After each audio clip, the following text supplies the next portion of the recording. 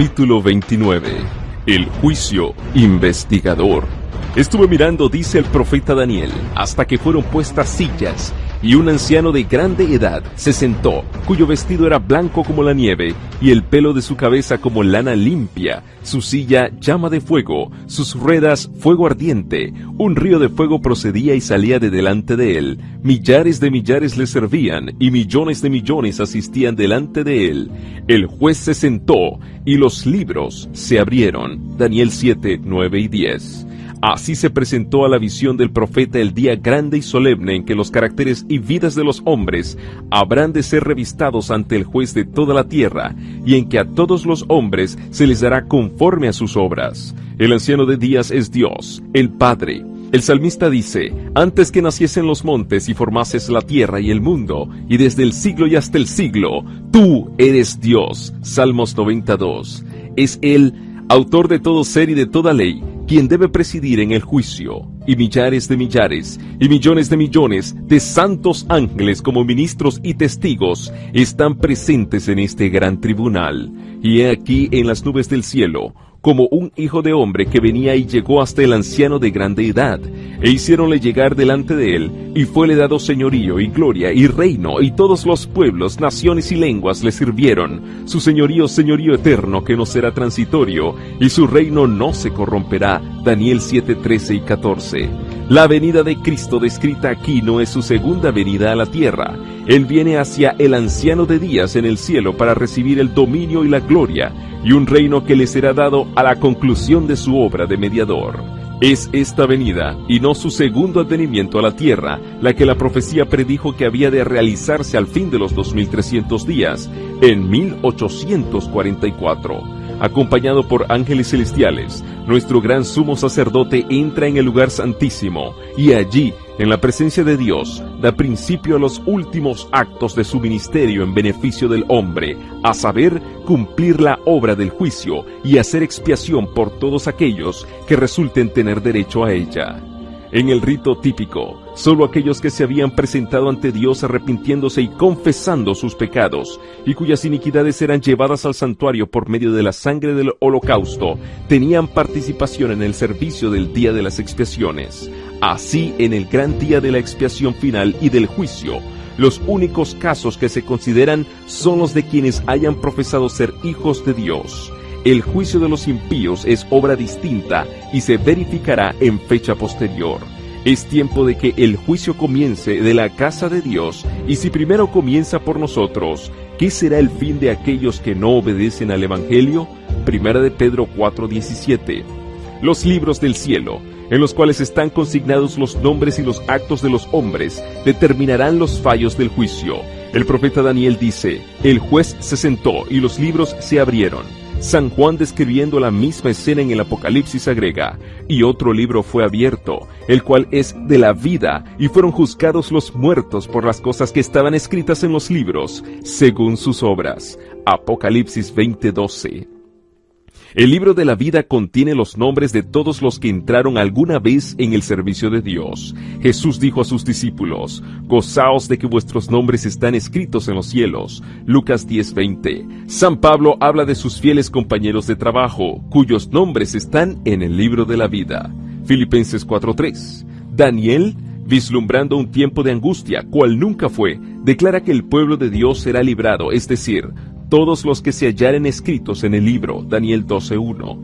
Y San Juan dice en el Apocalipsis que solo entrarán en la ciudad de Dios aquellos cuyos nombres están escritos en el libro de la vida del Cordero, Apocalipsis 21:27. Delante de Dios está escrito un libro de memoria, en el cual quedan consignadas las buenas obras de los que temen a Jehová y de los que piensan en su nombre, Malaquías 3:16. Sus palabras de fe, sus actos de amor, están registrados en el cielo. A esto se refiere Nehemías cuando dice: acuérdate de mí, oh Dios mío, y no borres mis obras piadosas que he hecho por la casa de mi Dios. Nehemías 13:14. En el libro de memoria de Dios, todo acto de justicia está inmortalizado, toda tentación resistida, todo pecado vencido, toda palabra de tierna compasión están fielmente consignados y apuntados también todo acto de sacrificio, todo padecimiento y todo pesar sufridos por causa de Cristo. El salmista dice: Tú cuentas los pasos de mi vida errante, pon mis lágrimas en tu redoma. ¿No están en tu libro? Salmos 56:8. Hay además un registro en el cual figuran los pecados de los hombres, pues que Dios traerá toda obra a juicio, juntamente con toda cosa encubierta, sea buena o sea mala. Eclesiastés 12:14. De toda palabra ociosa que hablaren los hombres, darán cuenta en el día del juicio, dice el Salvador. Por tus palabras serás justificado, y por tus palabras serás condenado. Mateo 12:36 y 37. Los propósitos y motivos secretos aparecen en el registro infalible, pues Dios sacará a luz las obras encubiertas de las tinieblas y pondrá de manifiesto los propósitos de los corazones. Primera de Corintios 4:5. He aquí que esto está escrito delante de mí, vuestras iniquidades y las iniquidades de vuestros padres juntamente, dice Jehová. Isaías 65:6 y 7. La obra de cada uno pasa bajo la mirada de Dios y es registrada e imputada, ya como señal de fidelidad, ya de infidelidad. Frente a cada nombre en los libros del cielo aparecen con terrible exactitud cada mala palabra, cada acto egoísta, cada deber descuidado y cada pecado secreto con todas las tretas arteras, las admoniciones o reconvenciones divinas despreciadas, los momentos perdidos, las oportunidades despreciadas, la influencia ejercida para bien o para mal con sus abarcantes resultados. Todo fue registrado por el ángel anotador. La ley de Dios es la regla por la cual los caracteres y las vidas de los hombres serán probados en el juicio. Salomón dice, teme a Dios y guarda sus mandamientos, porque esto es la suma del deber humano, pues que Dios traerá toda obra a juicio. Eclesiastés 12:13 y 14. El apóstol Santiago amonesta a sus hermanos diciéndoles, así hablad pues, y así obrad, como hombres que van a ser juzgados por la ley de libertad. Santiago 2:12. Los que en el juicio serán tenidos por dignos tendrán parte en la resurrección de los justos. Jesús dijo, los que serán tenidos por dignos de alcanzar aquel siglo venidero y la resurrección de entre los muertos son iguales a los ángeles y son hijos de Dios, siendo hijos de la resurrección. Lucas 20:35 y 36. Y además declara que los que hicieron bien saldrán a resurrección de vida. Juan 5:29. Los justos ya muertos no serán resucitados más que después del juicio, en el cual habrán sido juzgados, dignos de la resurrección de vida. No estarán pues presentes en persona ante el tribunal cuando sus registros sean examinados y sus causas falladas. Jesús aparecerá como el abogado de ellos para interceder en su favor ante Dios. Si alguno hubiere pecado, abogado tenemos para con el Padre, a saber, Jesucristo el justo. 1 de Juan 2:1. Porque no entró Cristo en un lugar santo hecho de mano, que es una mera representación del verdadero, sino en el cielo mismo, para presentarse ahora delante de Dios por nosotros, por lo cual también puede salvar hasta lo sumo a los que se acercan a Dios por medio de Él, viviendo siempre para interceder por ellos. Hebreos 9:24, 7, 25. A medida que los libros de memoria se van abriendo en el juicio, las vidas de todos los que hayan creído en Jesús pasan ante Dios para ser examinadas por Él. Empezando con los que vivieron, los primeros en la tierra, nuestro abogado presenta los casos de cada generación sucesiva y termina con los vivos. Cada nombre es mencionado, cada caso cuidadosamente investigado. Habrá nombres que serán aceptados y otros rechazados. En caso de que alguien tenga en los libros de memoria pecados de los cuales no se haya arrepentido y que no hayan sido perdonados, su nombre será borrado del libro de la vida y la mención de sus buenas obras será borrada de los registros de Dios.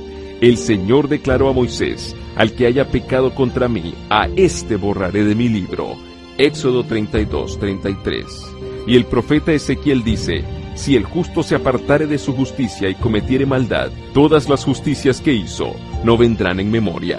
Ezequiel 18:4. A todos los que se hayan arrepentido verdaderamente de su pecado y que hayan aceptado con fe la sangre de Cristo como su sacrificio expiatorio, se les ha inscrito el perdón frente a sus nombres en los libros del cielo, como llegaron a ser partícipes de la justicia de Cristo, y su carácter está en armonía con la ley de Dios. Sus pecados serán borrados y ellos mismos serán juzgados dignos de la vida eterna. El Señor declara por el profeta Isaías, yo, Yo soy aquel que borro tus transgresiones a causa de mí mismo, y no me acordaré más de tus pecados. Isaías 43:25. Jesús dijo, el que venciere será así revestido de ropas blancas, y no borraré su nombre del libro de la vida, sino confesaré su nombre delante de mi Padre, y delante de sus santos ángeles. A todo aquel, pues, que me confesare delante de los hombres, le confesaré yo también delante de mi Padre que está en los cielos. Pero a cualquiera que me negare delante de los hombres, le negaré yo también delante de mi Padre que está en los cielos. Apocalipsis 3:5, Mateo 10:32 y 33. Todo el más profundo interés manifestado entre los hombres por los fallos de los tribunales terrenales no representa sino débilmente el interés manifestado en los atrios celestiales, cuando los nombres inscritos en el libro de la vida desfilen ante el juez de toda la tierra. El divino intercesor aboga porque a todos los que han vencido por la fe en su sangre se les perdonen sus transgresiones, a fin de que sean restablecidos en su morada edénica y coronados con él, coherederos del señorío primero. Miqueas 4:8. Con sus esfuerzos para engañar y tentar a nuestra raza, Satanás había pensado frustrar el plan que Dios tenía al crear al hombre. Pero Cristo pide, ahora que este plan sea llevado a cabo como si el hombre no hubiese caído jamás. Pide para su pueblo no solo el perdón y la justificación plenos y completos, sino además participación en su gloria y un asiento en su trono. Mientras Jesús intercede por los súbditos de su gracia, Satanás los acusa ante Dios como transgresores. El gran seductor procuró arrastrarlos al escepticismo, hacerles perder la confianza en Dios, separarse de su amor y transgredir su ley. Ahora él señala la historia de sus vidas, los defectos de carácter, la falta de semejanza con Cristo, lo que deshonró a su Redentor, todos los pecados que les indujo a cometer, y a causa de estos, los reclama como sus súbditos. Jesús no disculpa sus pecados, pero muestra su arrepentimiento y su fe, y, reclamando el perdón para ellos, levanta sus manos heridas ante el Padre y los santos ángeles diciendo, los conozco por sus nombres, los he grabado en las palmas de mis manos. Los sacrificios de Dios son el espíritu quebrantado, al corazón contrito y humillado no despreciarás tú, oh Dios. Salmo 51:17. Y al acusador de su pueblo le dice, Jehová te reprenda, oh Satán, Jehová que ha escogido a Jerusalén, te reprenda. ¿No es este un tizón arrebatado del incendio? Zacarías 3:2. Cristo revestirá a sus fieles con su propia justicia, para presentarlos a su Padre como una iglesia gloriosa, no teniendo mancha ni arruga, ni otra cosa semejante. Efesios 5:27. Sus nombres están inscritos en el libro de la vida, y de estos escogidos está escrito, andarán conmigo en vestiduras blancas, porque son dignos. Apocalipsis 3:4. Así se cumplirá de un modo completo la promesa del nuevo pacto. Perdonaré su iniquidad y no me acordaré más de sus pecados. En aquellos días y en ese tiempo, dice Jehová, será buscada la iniquidad de Israel y no la habrá, y los pecados de Judá, mas no podrán ser hallados. En aquel día el vástago de Jehová será espléndido y glorioso, y el fruto de la tierra excelente y hermoso, para los escapados de Israel. Y será que los que fueren dejados en Sión, y los que quedaren en Jerusalén, serán llamados santos, es decir, todo aquel que está inscrito para la vida en Jerusalén. Jeremías 31:34, 50:20, Isaías 4:2 y 3. La obra del juicio investigador y el acto de borrar los pecados deben realizarse antes del segundo advenimiento del Señor. En vista de que los muertos han de ser juzgados según las cosas escritas en los libros, es imposible que los pecados de los hombres sean borrados antes del fin del juicio, en que sus vidas han de ser examinadas. Pero el apóstol Pedro dice terminantemente que los pecados de los creyentes serán borrados cuando vendrán los tiempos del refrigerio de la presencia del Señor y enviará a Jesucristo. Hechos 3:19 y 20. Cuando el juicio investigador haya concluido, Cristo vendrá con su recompensa para dar a cada cual según sus obras. En el servicio ritual típico, el sumo sacerdote, hecha la propiciación por Israel, salía y bendecía a la congregación. Así también Cristo, una vez terminada su obra de mediador, aparecerá sin pecado para la salvación. Hebreos 9:28, para bendecir con el don de la vida eterna a su pueblo que le espera. así como al quitar los pecados del santuario. El sacerdote los confesaba sobre la cabeza del macho cabrío emisario. Así también Cristo colocará todos estos pecados sobre Satanás, autor e instigador del pecado. El macho cabrío emisario que cargaba con los pecados de Israel era enviado a tierra inhabitada, Levítico 16:22. Así también Satanás, cargado con la responsabilidad de todos los pecados que ha hecho cometer al pueblo de Dios, será confinado durante 1000 años en la tierra entonces desolada y sin habitantes, y sufrirá finalmente la entera penalidad del pecado en el fuego que destruirá a todos los impíos. Así el gran plan de la redención alcanzará su cumplimiento en la extirpación final del pecado y la liberación de todos los que estuvieron dispuestos a renunciar al mal. En el tiempo señalado para el juicio, al fin de los 2300 días, en 1844, empezó la obra de investigación y el acto de borrar los pecados. Todos los que hayan profesado el nombre de Cristo deben pasar por ese riguroso examen. Tanto los vivos como los muertos deben ser juzgados de acuerdo con las cosas escritas en los libros, según sus obras. Los pecados que no hayan inspirado arrepentimiento y que no hayan sido abandonados, no serán perdonados ni borrados de los libros de memoria, sino que permanecerán como testimonio contra el pecador en el día de Dios. ¿Puede el pecador haber cometido sus malas acciones a la luz del día o en la oscuridad de la noche? Eran conocidas y manifiestas para aquel a quien tenemos que dar cuenta. Hubo siempre ángeles de Dios que fueron testigos de cada pecado y lo registraron en los libros infalibles. El pecado puede ser ocultado, negado, encubierto para un padre, una madre, una esposa o para los hijos y los amigos. Nadie fuera de los mismos culpables tendrá tal vez la más mínima sospecha del mal. No deja por eso de quedar al descubierto ante los seres celestiales. La oscuridad de la noche más sombría, el misterio de todas las artes engañosas, no alcanzan a velar un solo pensamiento para el conocimiento del Eterno. Dios lleva un registro exacto de todo acto injusto e ilícito. No se deja engañar por una apariencia de piedad. No se equivoca en su apreciación del carácter. Los hombres pueden ser engañados por entes de corazón corrompido, pero Dios penetra todos los disfraces y lee la vida interior. ¡Qué pensamiento tan solemne! Cada día que transcurre lleva consigo su caudal de apuntes para los libros del cielo. Una palabra pronunciada, un acto cometido, no pueden ser jamás retirados. Los ángeles tomarán nota tanto de lo bueno como de lo malo. El más poderoso conquistador de este mundo no puede revocar el registro de un solo día siquiera. Nuestros actos, nuestras palabras, hasta nuestros más secretos motivos, todo tiene su peso en la decisión de nuestro destino para dicha o desdicha. Podremos olvidarlos, pero no por eso dejarán de testificar en nuestro favor o contra nosotros. Así como los rasgos de la fisionomía son reproducidos con minuciosa exactitud sobre la pulida placa del artista, así también está el carácter fielmente delineado en los libros del cielo. No obstante, cuán poca preocupación se siente respecto a ese registro que debe ser examinado por los seres celestiales. Si se pudiese descorrer el velo que separa el mundo visible del invisible, y los hijos de los hombres pudiesen ver a un ángel apuntar cada palabra y cada acto que volverán a encontrar en el día del juicio, ¿cuántas palabras de las que se pronuncian cada día no se dejarían de pronunciar? ¿Cuántos actos no se dejarían sin realizar? En el juicio se examinará el empleo que se haya hecho de cada talento.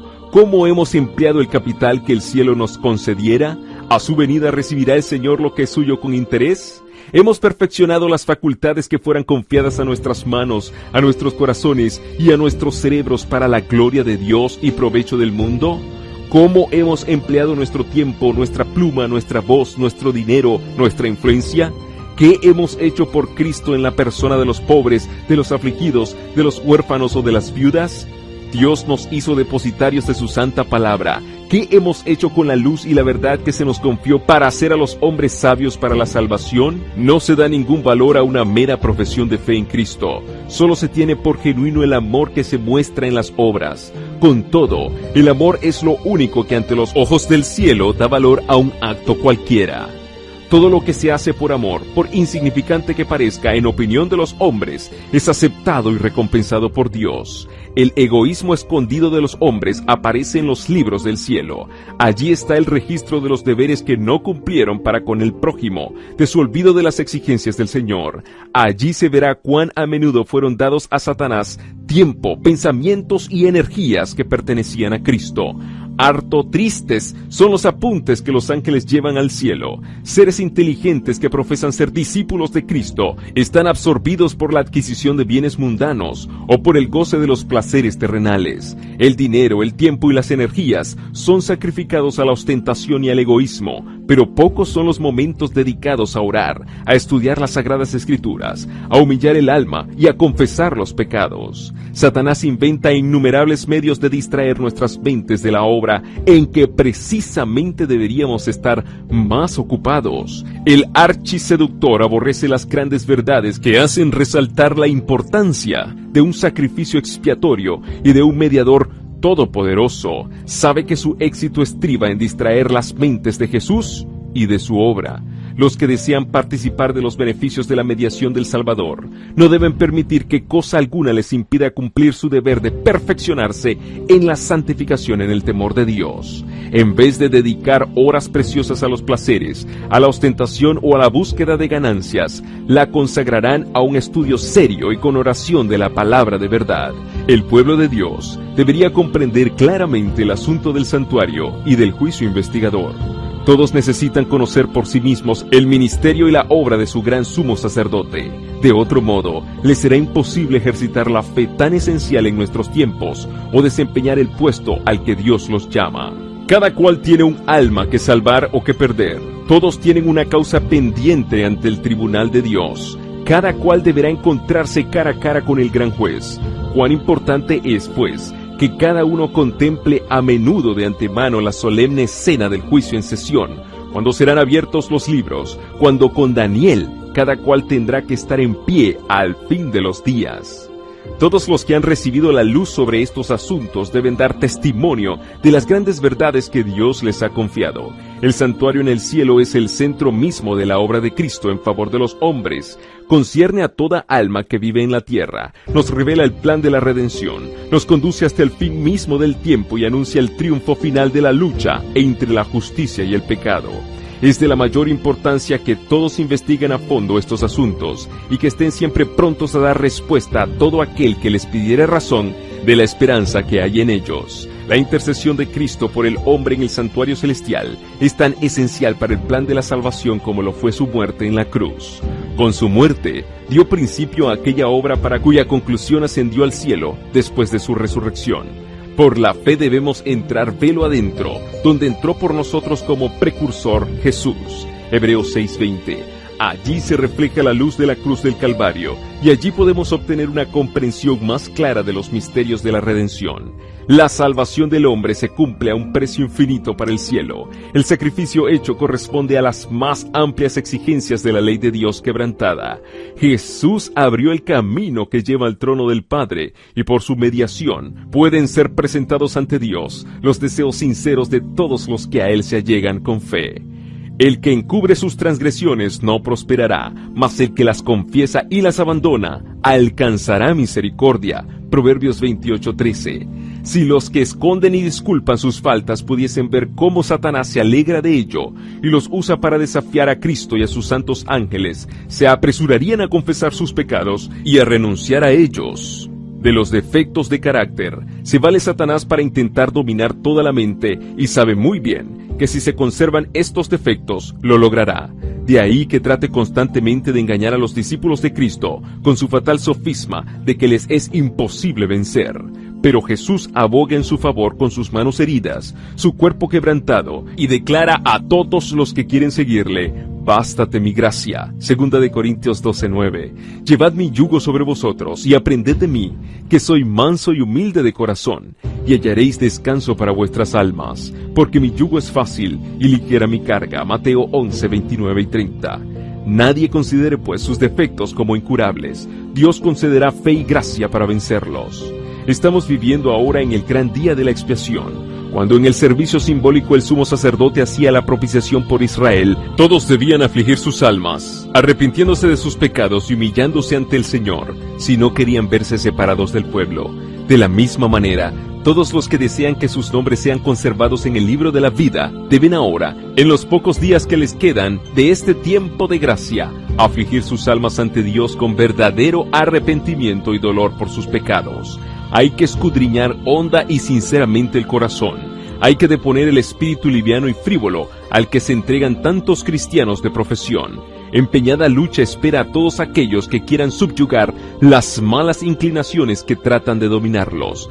La obra de preparación es obra individual. No somos salvados en grupos. La pureza y la devoción de uno no suplirá la falta de estas cualidades en otro. Si bien todas las naciones deben pasar en juicio ante Dios, sin embargo, Él examinará el caso de cada individuo de un modo tan rígido y minucioso como si no hubiese otro ser en la tierra.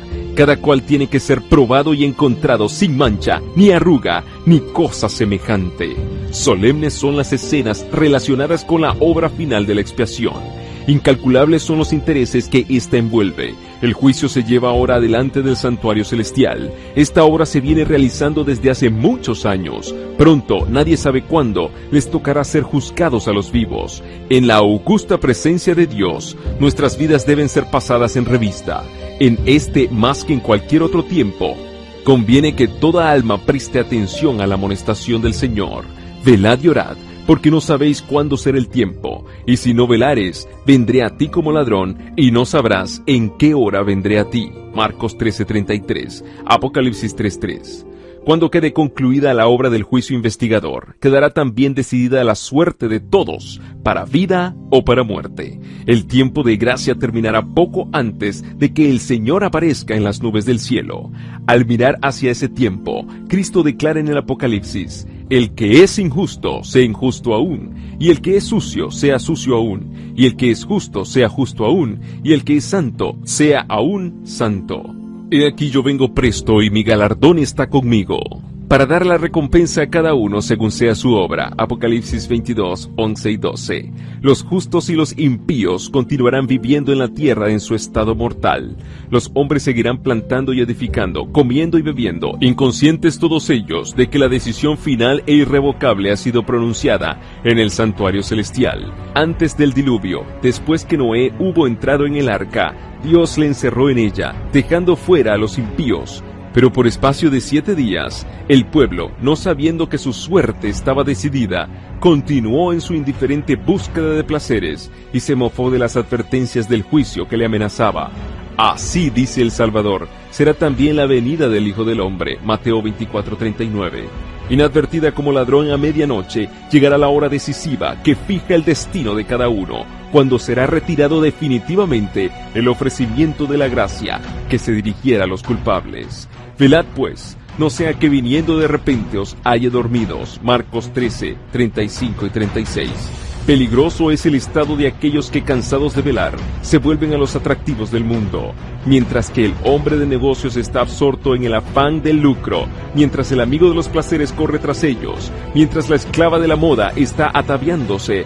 Puede llegar el momento en que el juez de toda la tierra pronuncie la sentencia: ha sido pesado en la balanza y ha sido hallado falto. Daniel 5:27.